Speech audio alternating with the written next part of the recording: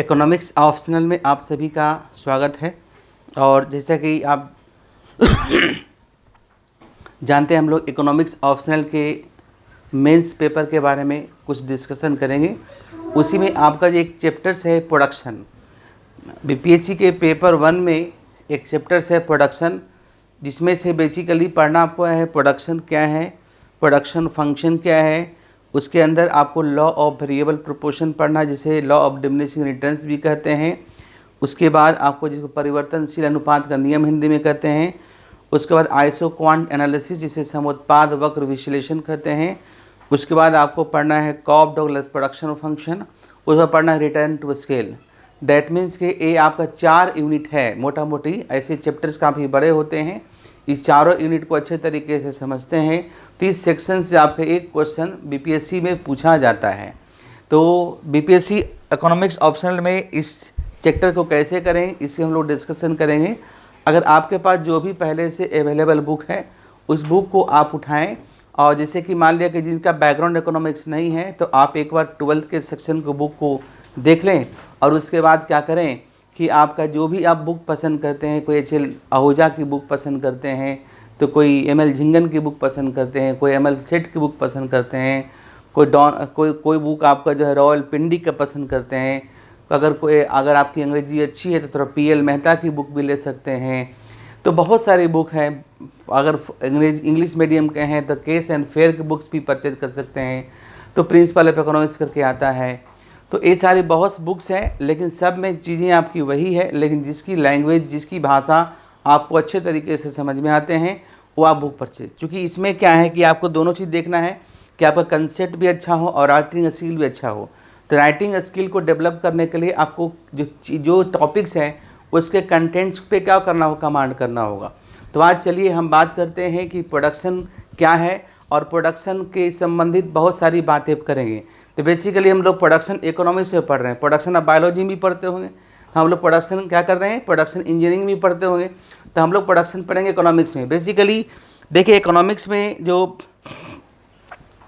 Production का concept है वो तो एडम स्मिथ ने भी बताए थे, लेकिन इसे जो सिस्टमेटिक तरीके से फर्स्ट टाइम एक्सप्लेन किया गया वो प्रोफेसर मार्शल के द्वारा अपनी पुस्तक प्रिंसिपल ऑफ इकोनॉमिक्स, जो कि 1819 में पब्लिश हुआ था, उसमें किया गया। बेसिकली अर्थशास्त्री कहते हैं और साइंस भी कहता है कि ना तो हम कम्प्लीटली किसी चीज़ को बना सकते हैं, ना तो उसे हम नष्ट कर सकते हैं, लेकिन उसके आकार में हम परिवर्तन कर लेते हैं। जैसे कि मान लिया कि हमारे पास आटा है, चावल है, दाल है, कुछ भी है, तो क्या हम डायरेक्ट उससे खाएंगे? नहीं।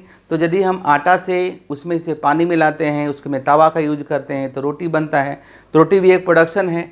उसी तरीके से आपका जो है, जब भी हम प्रोडक्शन करते हैं तो प्रोडक्शन में क्या, जैसे मान लिया कि अगर लकड़ी आपके पास है तो लकड़ी कोई गुड्स है, उससे अगर आप चेयर बना देते हैं तो प्रोडक्शन क्या हुआ, आपका चेयर हुआ, प्रोडक्शन आपका हो गया।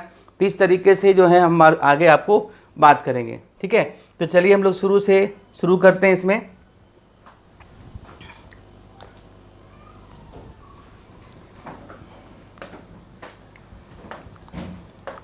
देखिए हम लोग क्या पढ़ेंगे, हम लोग पढ़ेंगे प्रोडक्शन एंड कॉस्ट है चैप्टर का नाम, ऐसे प्रोडक्शन एंड कॉस्ट, ठीक है। इसे हिंदी में कहते हैं उत्पादन एवं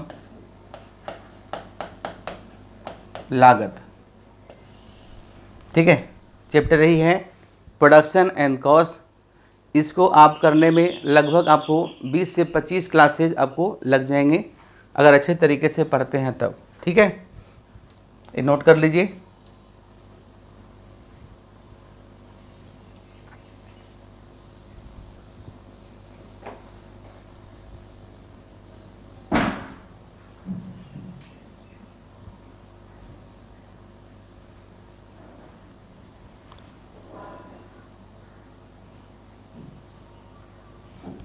चलिए देखते हैं।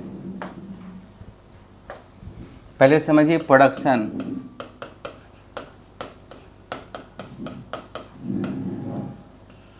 प्रोडक्शन का मतलब होता है उत्पादन, प्रोडक्शन का मतलब होता है उत्पादन। पहले लिखिए इसका मीनिंग, मीनिंग ऑफ प्रोडक्शन,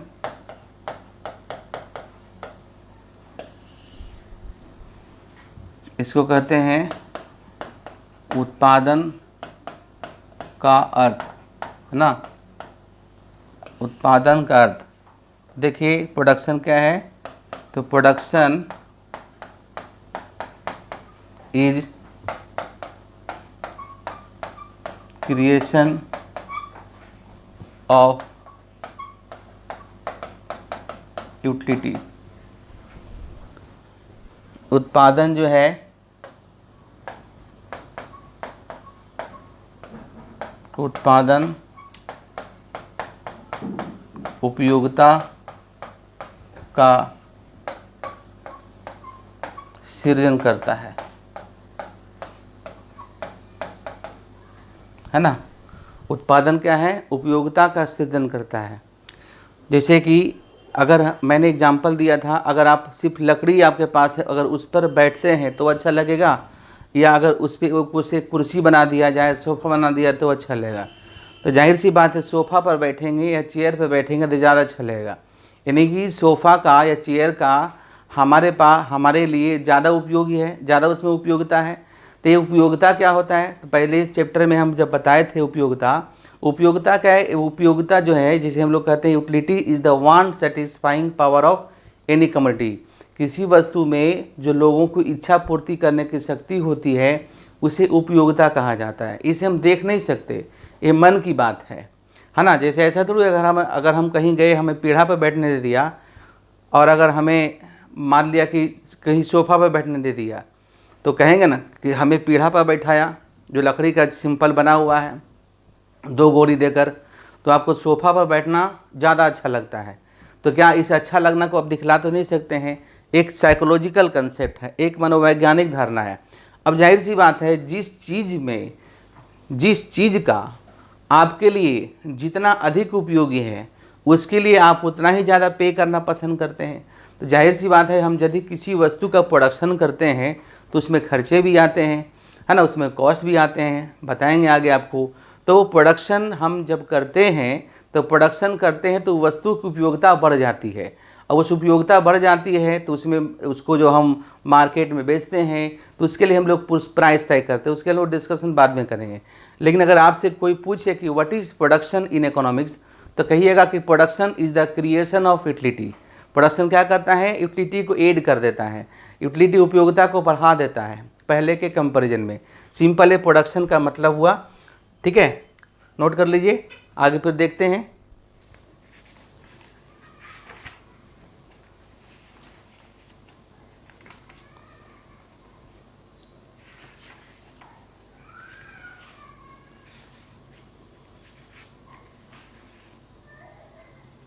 ठीक है,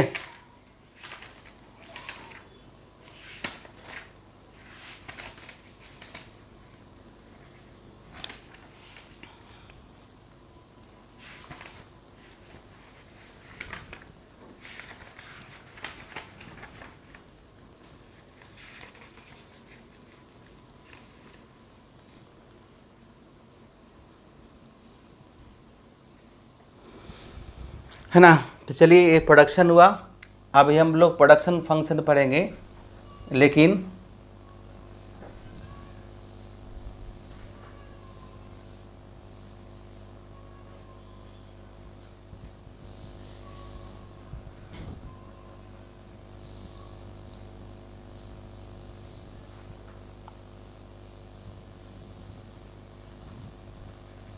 चलिए पहले समझिए factors of production. Factors of production की बात करते हैं, ठीक है।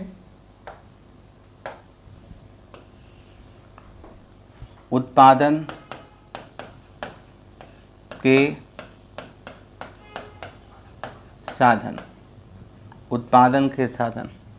तो जैसे देखिए इसमें क्या क्या होता है बाबू, जैसे यहाँ देखिए, एक तो लैंड है, दूसरा लेबर है, तीसरा कैपिटल है और चौथा एंटरप्रेन्योर है। समझिए, उत्पादन के लिए क्या क्या चाहिए? लैंड, लेबर, कैपिटल और एंटरप्रेन्योर चाहिए। तो जो लैंड है इसे हिंदी में कहते हैं हम भूमि, ठीक है, और लेबर को हम लोग कहते हैं श्रम, कैपिटल को कहते हैं हम लोग पूंजी और इसे हम लोग कहते हैं उद्यमी। इसे हम लोग कहते हैं फैक्टर से प्रोडक्शन। आगे जब पढ़ेंगे तो लैंड के लिए लोग क्या पे रेंट पे करते हैं, लेबर के लिए वेजेस पे करते हैं, कैपिटल के लिए इंटरेस्ट पे करते हैं और एंटरप्रेन्योर के लिए हम लोग प्रॉफिट तय करते हैं। तो ये व्हाट इज एंटरप्रेन्योर? तो जैसे जो उत्पादक होते हैं, जो पैसा लगाने वाले होते हैं, जैसे मुकेश अंबानी हैं, रतन टाटा हैं, बिल गेट्स हैं, मार्क जुगरबर्ग हैं, ये सब क्या एक एंटरप्रेन्योर्स हैं। तो ये क्या इसमें से प्रोडक्शन संभव है? इसके लिए कुछ और भी चाहिए। तो देखिएगा, ऐसे सामान्य बुक में रहता है this is the factors of production, और देखते हैं कि थोड़ा स्टैंडर्ड बुक पढ़िएगा उसमें एक और टर्म रहता है नन फैक्टर्स ऑफ प्रोडक्शन। तो नन फैक्टर्स ऑफ प्रोडक्शन मैं इसलिए बता देता हूँ क्योंकि इसके बाद जब कॉस्ट पढ़िएगा और जब मार्केट पढ़िएगा तो उसमें आपको इसकी बड़ी भूमिका मिलेगी और इसको समझने में सहायता होगा। तो चलिए हम बात करते हैं नन फैक्टर्स ऑफ प्रोडक्शन। क्या बात करेंगे? एक होता है नन फैक्टर्स ऑफ प्रोडक्शन, ठीक है, नन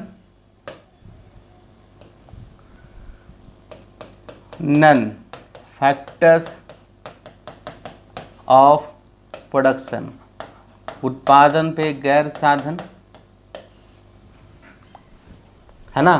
तो जैसे रॉ मटेरियल भी चाहिए ना, हमें कच्चा माल चाहिए, raw materials and other things, कुछ और भी चाहिए, कुछ और भी चाहिए, है ना। तो इसे हम लोग कहते हैं नन फैक्टर्स ऑफ प्रोडक्शन, उत्पादन के गैर साधन।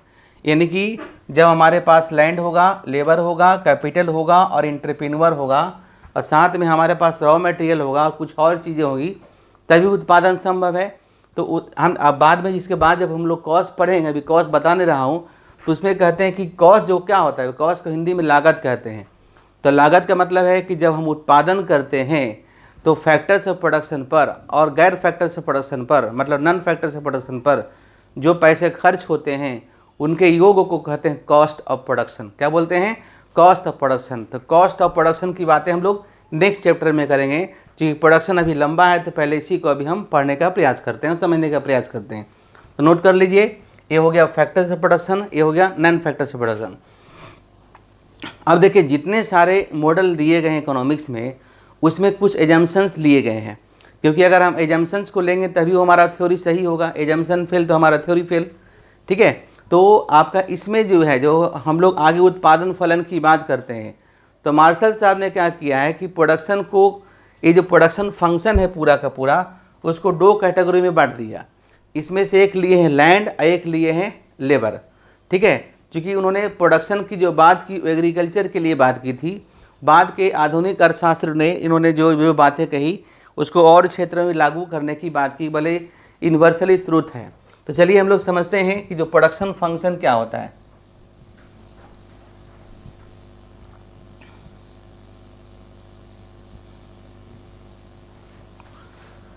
चलिए समझते हैं।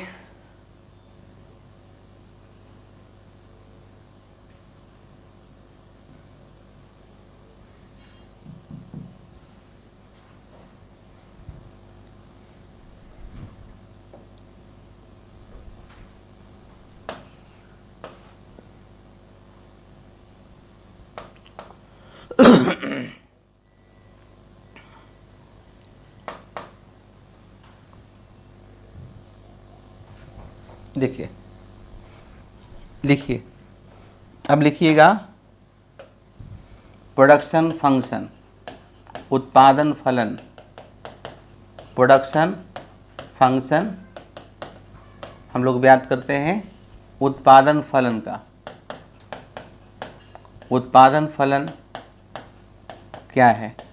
तो बहुत ही सिंपल भाषा में पहले समझिए, देखिए, उसके बाद हम लोग बताएंगे प्रोडक्शन फंक्शन है ना, shows production function shows functional relationship, shows functional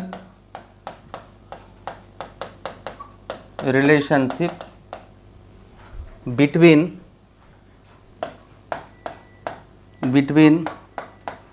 input and output. यहाँ पर इनपुट का मतलब हुआ लैंड, लेबर, कैपिटल और इंटरप्रेन्योर, है ना। तो उत्पादन फलन क्या है, तो देखिए हिंदी में लिखना, लिखिए उत्पादन फलन, उत्पादन फलन इनपुट मतलब इसे कहते हैं आगत एवं निर्गत के फलनात्मक संबंध को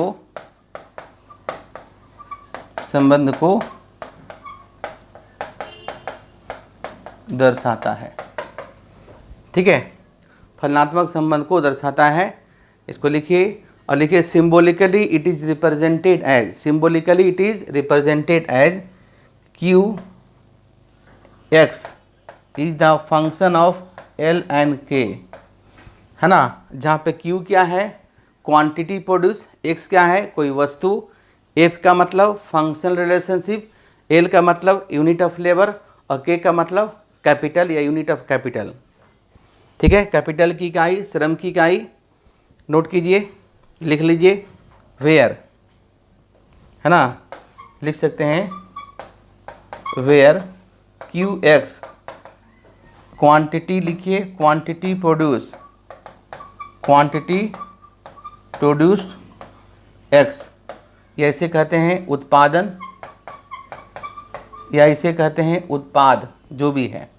और एफ का मतलब क्या हो गया, एफ का मतलब हो गया फंक्शनल रिलेशन, मतलब फलनात्मक संबंध। एफ का मतलब फंक्शनल रिलेशन मतलब फलनात्मक संबंध। एल का मतलब क्या हुआ, एल का मतलब हुआ units of labour, units of labour श्रम की इकाई। और के का मतलब क्या हुआ, यूनिट्स ऑफ कैपिटल मतलब पूंजी की इकाई, यूनिट्स ऑफ कैपिटल मतलब पूंजी की इकाई, पूंजी की इकाई, नोट कर लीजिए, पूंजी की इकाई। ठीक है, क्लियर है। चलिए हम लोग आगे बात करते हैं।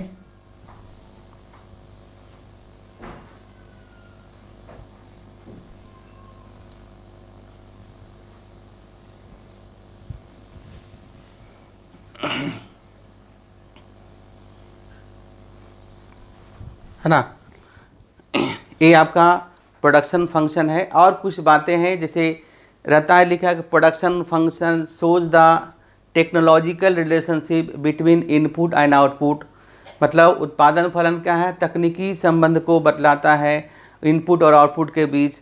या production function shows the engineering relationship, refers to engineering relationship between inputs and output. और किसी में देता है कि जब प्रोडक्शन फंक्शन है ना, देखिए Q is the function of A B C D, इस तरह से देता है। Where A B C D क्या है, फैक्टर्स इनपुट है ना, where A B C D क्या है, फैक्टर इनपुट है। और Q क्या है, प्रोडक्शन है, लेकिन मतलब वही है। लेकिन मैंने क्या कहा कि चूँकि आगे हम जो थ्योरीज पढ़ेंगे तो उसमें जो फैक्टर्स प्रोडक्शन है उसको दो कैटेगरी में बांट लिया गया है। जिस तरह से जब इंडिफरेंस कर्व पढ़ते थे तो इंडिफरेंस कर्व क्या था, वाज बेस्ड या is based on the two goods. तो गुड्स तो बहुत अधिक होता है, लेकिन गुड्स को दो कैटेगरी में बांट लिया गया। उसी तरह से जो पूरा जो हमारा फैक्टर से प्रोडक्शन है उसको दो कैटेगरी में बांट लिया गया है ना।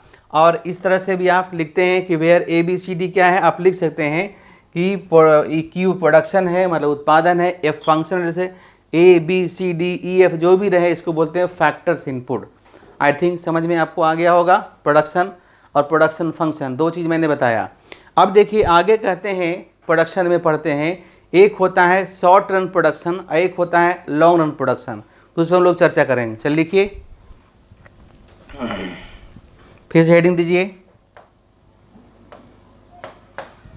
प्रोडक्शन फंक्शन, प्रोडक्शन फंक्शन, उत्पादन फलन, उत्पादन फलन, उत्पादन फलन, ठीक है।